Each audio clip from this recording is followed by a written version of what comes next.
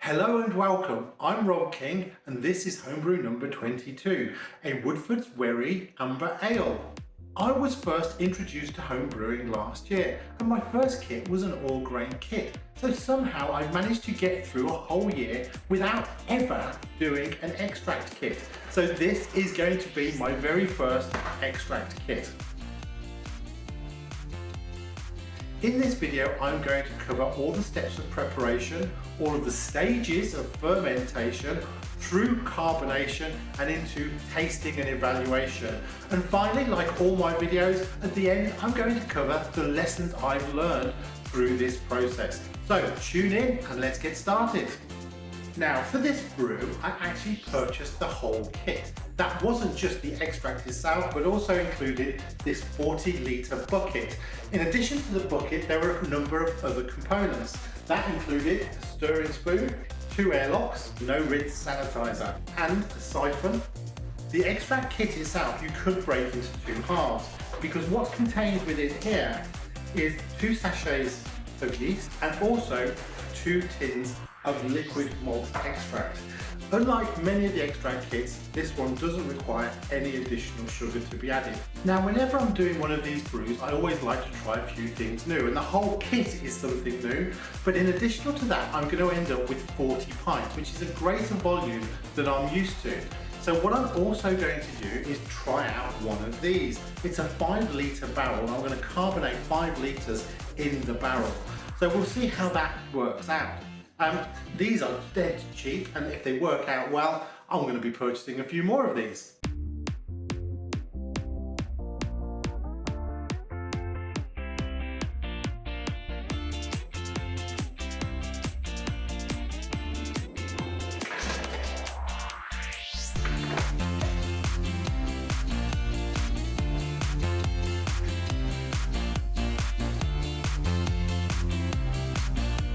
The first step is to clean and sanitize everything, but also to stand the liquid malt extract in hot water.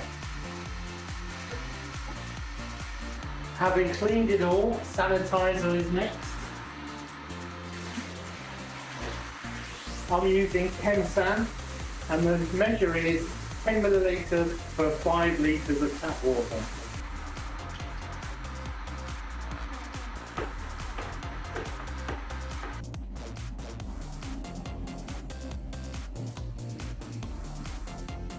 We're boiling. Somewhat humorously, preparation was interrupted by the fact that I had not yet unpacked my tin opener, and therefore I had to wait until I found it. So here we are a few days later, and preparation can continue. I caught up to where we were, the bucket has got sanitizer in it, and the liquid malt extract is in some hot water, liquefying to make it easier to mix in a moment. So, we're off to the races again.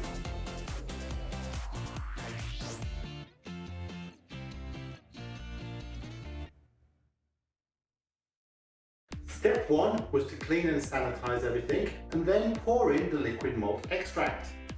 The liquid malt extract has been in hot water, helping it to liquefy.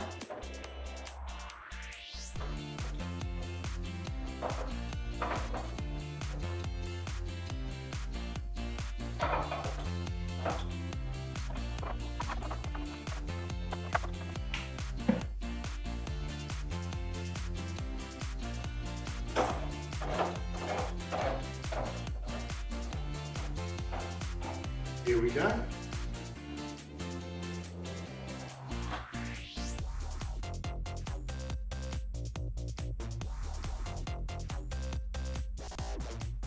Step 2 is to mix in 3.6 litres of boiling water. I'm going to rinse these on the way, see if we can get some more out here. Now the aroma is terrific, it's very sweet.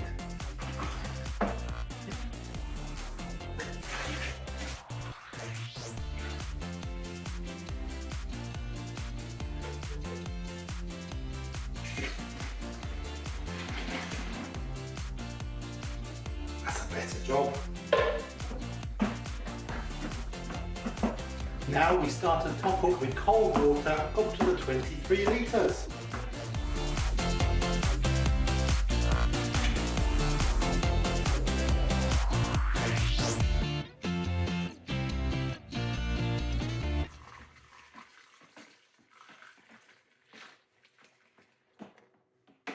I'm also going to take this opportunity for a hydrometer reading. Not part of the instructions, but just out of interest. Step 3 then is to sprinkle the yeast over the beer.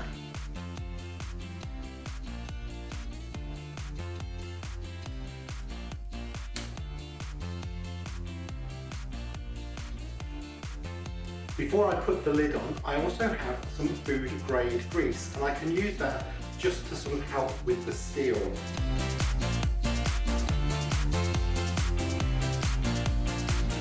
And yellow seal.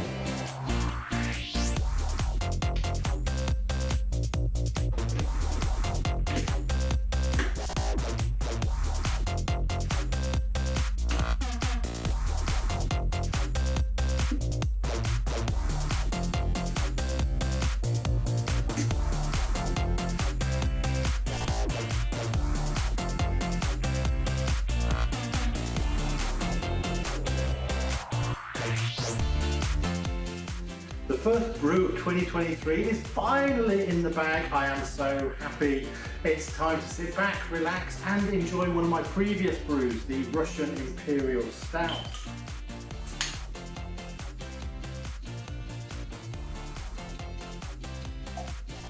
Well, cheers everybody. So this was my very first extract brew, and it took about 48 minutes from start to finish to go through all of that process. Bearing in mind that it was my first time, I was probably a bit slower as I sort of checked the steps, but other than that, that's about how long it takes. That would be a few hours less than an all grain brew. However, my next brew is going to definitely go back to an all grain, but this is underway and I am looking forward to it. According to the instructions, it's 7 to 10 days in fermentation, so we'll keep an eye on it. The gravity should fall to below 1.014, and that's a way for us to check once we get to that 7 to 10 day mark. In the meantime, please do like and subscribe. Happy homebrewing, everybody. Cheers.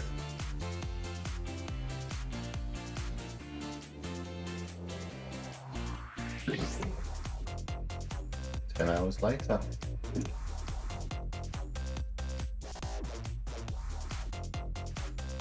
Day 2 was a bit vigorous, needed a bit of a cleaner, but day 3 calmed down lots. Day 4. This is Wherry day 8 and we're checking for a consistent gravity below 1014.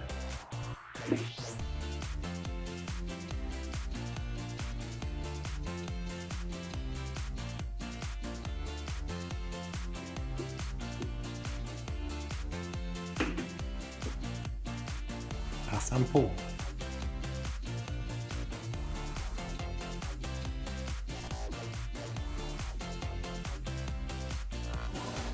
Right, well, we are on 10-12, so we're in the right range. The clarity looks absolutely great, and although it's not carbonated, it's definitely worth a try.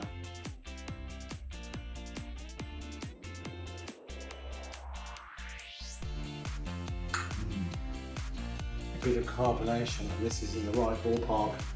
Looking forward to this baby. It's day 9, and taking a reading yesterday seems to have sprung some life back into this one.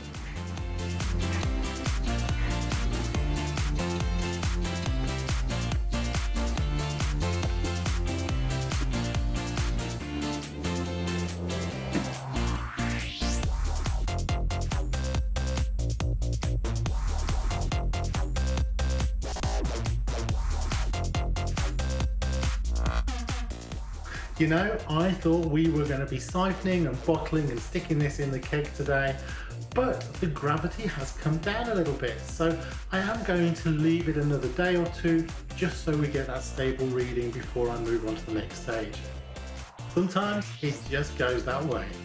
Getting ready for the Wherry, 2 new additions to the arsenal. We've got a bottle cleaner and also an upright capper. Bottle cleaner is just a case of push down, and you can see that it sanitises inside the bottle. So I have a few bottles to get through for this one.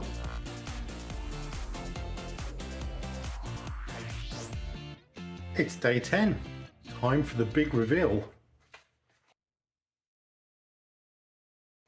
First step, we'll get our hydrometer reading.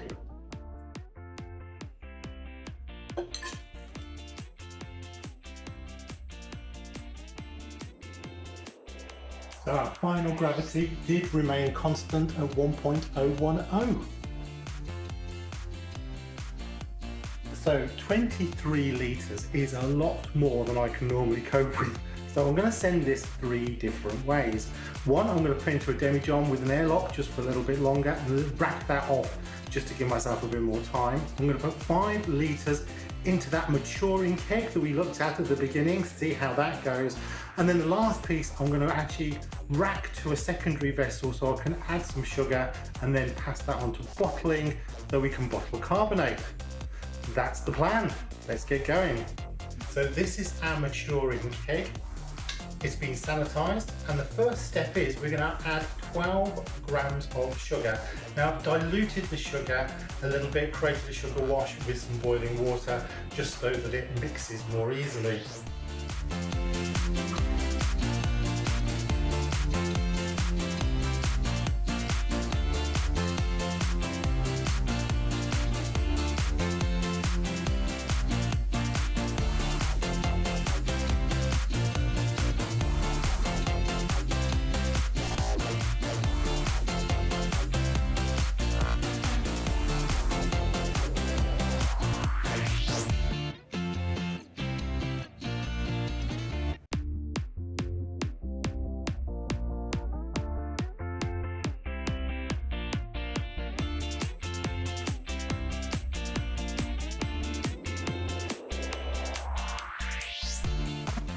This is our 10 litres ready for bottling, but we've got quite a bit left. So we'll just see how the bottling goes and then move on.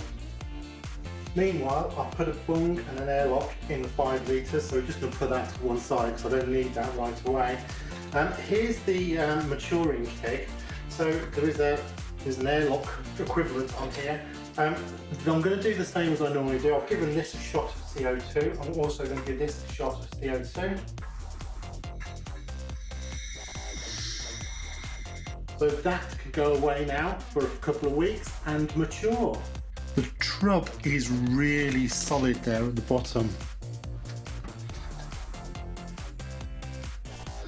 It really did all drop out to the bottom really quite solidly. So siphoning was a doddle.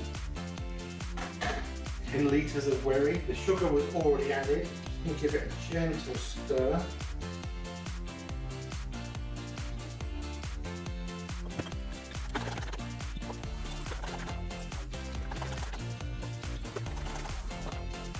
Me and the bottling ones never get on. It always takes hours for me to fit this, so I'm going to pause the video at this stage. Well, it wasn't quite 7 hours later, it was just a couple of minutes, so not all bad.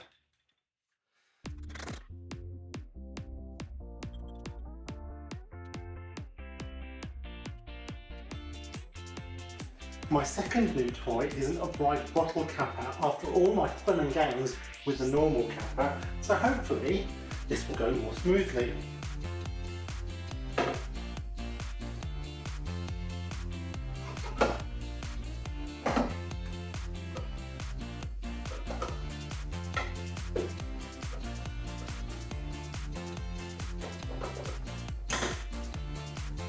Well, it goes on easier.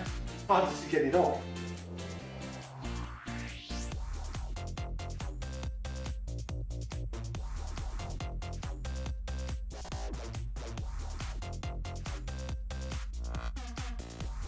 I did say there was a lot left over. In fact, there was another 5 litres still in the bucket.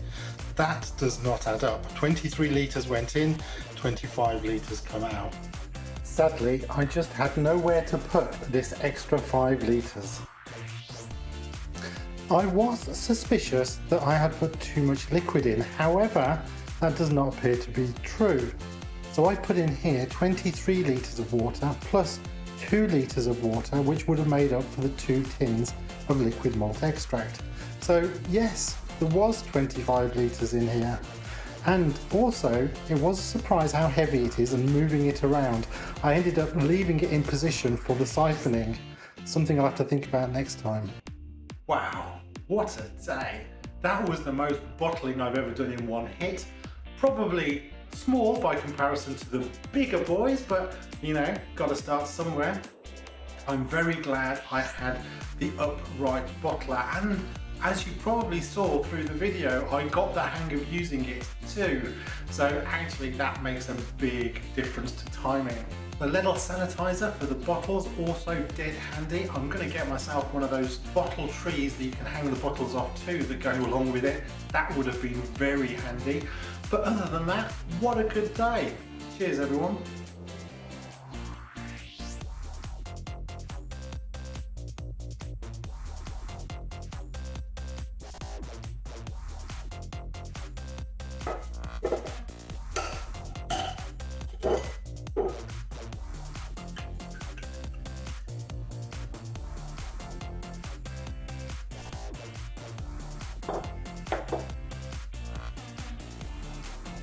Well, here we are, day 10 of the Wherry, and it does look mighty fine. Aroma's great. And taste is better still. I was a little worried that I hadn't put enough sugar into bottle carbonate, but I needn't have worried. We seem to have just got that small amount of decent carbonation, enough to give it a nice head on the pour, and wow, what an excellent result.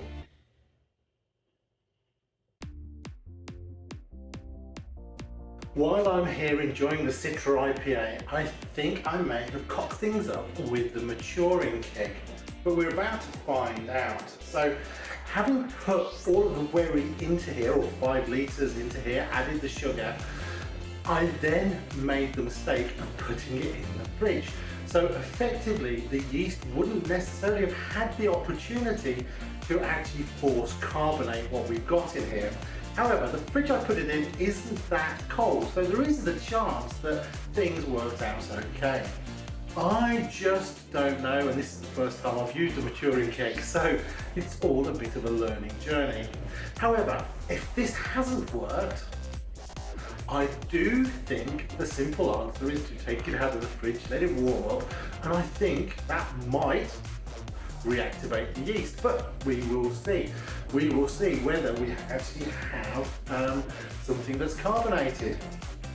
Now, I've never used one of these before, so it's all a little bit of a learn. So pull and turn is the idea here, and then that comes up. Okay, lots of pressure in there, now all over my knee. Let me just reset and we'll try this again. Okay, clean up complete. So I'm going to go with the fact that I need to let some air in through the top. Okay, so I heard that pressure release.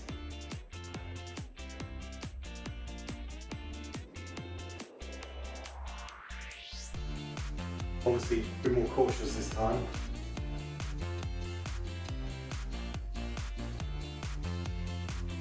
Now I've got the opposite problem.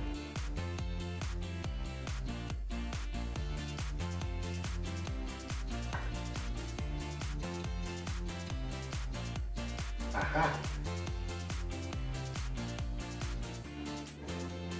I see how it works now.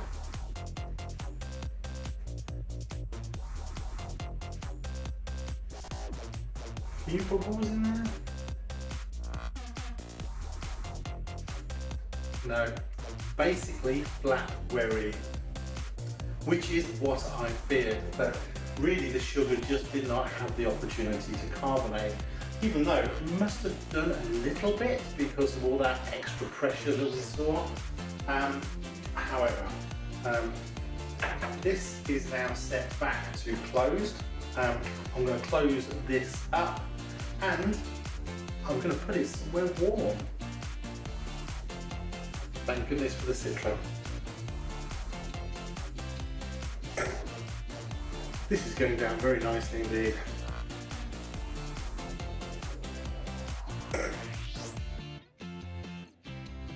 So this is one of our bottled Wherries. There doesn't seem to be a lot of sediment in there, so I'm hoping the carbonation has worked okay. It's been in the fridge for a week because I popped this in the fridge before going on holiday, just in time for me to come back and give it a try. Little fizz, not much of a fizz, but a little fizz.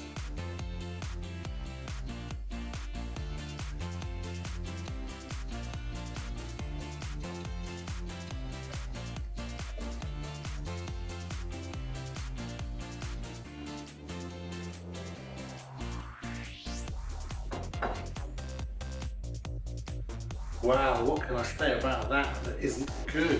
Nice head, nice colour. I think once that condensation goes away, got a nice colour in there.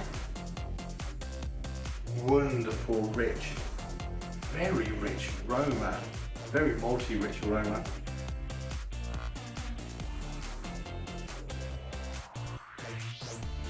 Wow.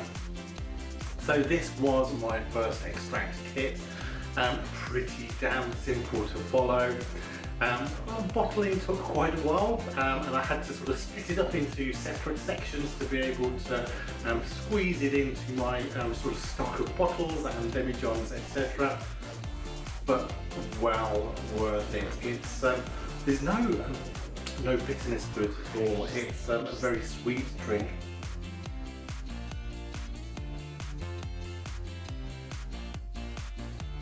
I have very little experience with extract kits, this being my first one, and other than the fact the volume was a bit high for me to manage, this method of creating sort of a beer, pretty simple to follow, pretty simple to do, can't go too far wrong I don't think, but end result is wonderful. So yeah, I think I'll try another one in the future, but for the next drink it's going to be back to my IPA. Cheers and happy homebrewing.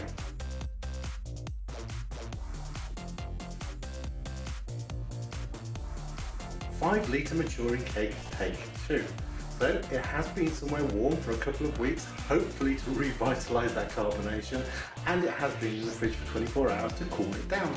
So hopefully we now have a carbonated Wherry, but we will see. Now, I do know the sequence now too. So step 1 is to let off any additional pressure up here. Lots of additional pressure. That is promising for carbonation. Step 2. Go.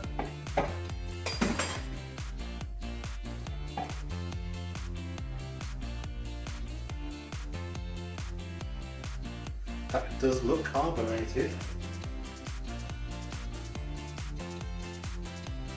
So presumably I control it out here.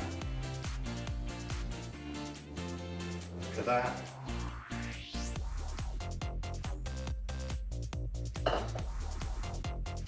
So, despite a rather disastrous start, nothing really bad has happened, but we'll need to give it a try. Cheers.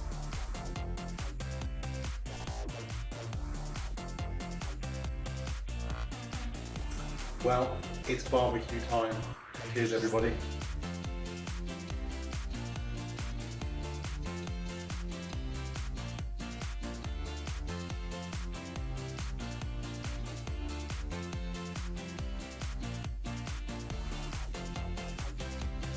We have the final 5 litres of Wherry to put into a keg.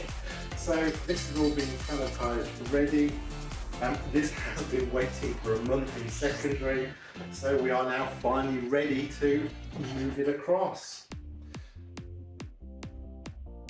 There is a very, very tiny amount of lees at the bottom, but nothing more has really come out. Now, as usual, we're going to try and protect it a little bit by giving the keg a little blast of CO2 first. That worked well.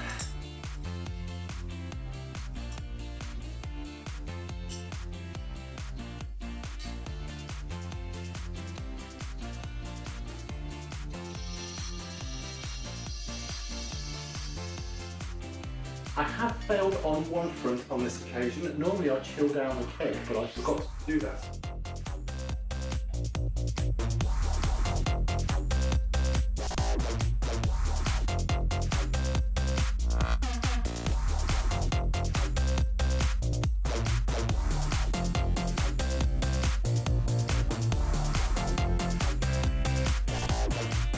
Okay, there's probably a bit of air still at the top, so we're going to release that. And that can go in the fridge now and carbonate. This is the last from the maturing keg. Here's the other one.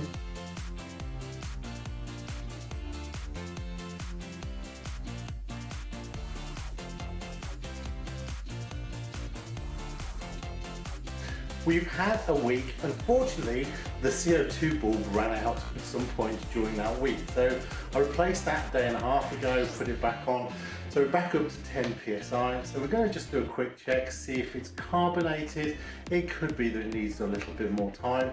On the other hand, it could be ready. Here's hoping.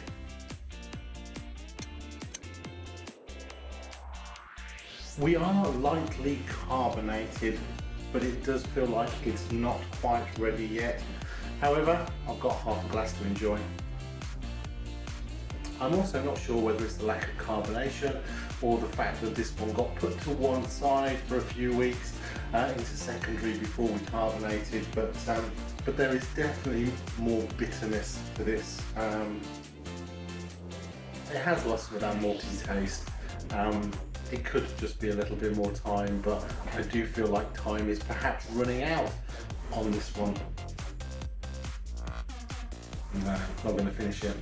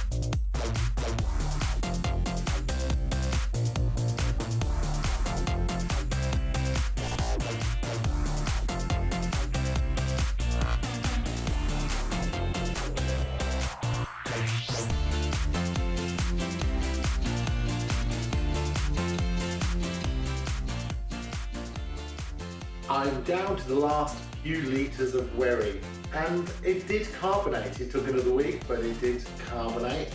However, it has lost its je ne sais quoi. Some of that aftertaste is quite bitter now, but aroma still fabulous, but something went a little bit wrong in storage for that final 5 litre batch. But waste not, want not. It is actually still quite drinkable, but it has lost its original spark. Good health, and over to lessons learned. Welcome to our lessons learned.